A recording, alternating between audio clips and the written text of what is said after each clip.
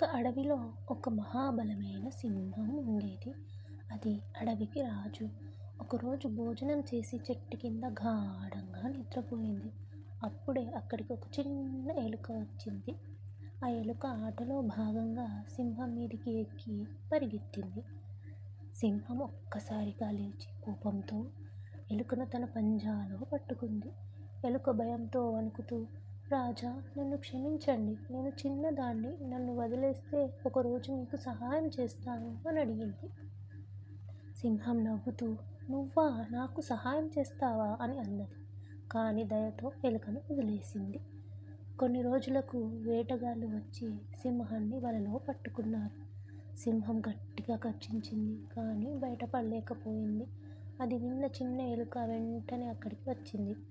తన పదునైన పళ్ళతో వలని కొరికి కొరికి కత్తిరించింది. కొద్దిసేపట్లో సింహం బయటపడింది. సింహం కృతజ్ఞతతో, చిన్నదైన నిజమైన స్నేహితుడు ఎంత గొప్ప సహాయం చేస్తాడో నువ్వు చూపించావు అని చెప్పింది. నీతి ఏంటంటే, చిన్నవారిని ఎప్పుడూ తక్కువగా చూడకూడదు. దయచేసిన వారికి ఒకరోజు సహాయం తప్పకుండా వస్తుంది.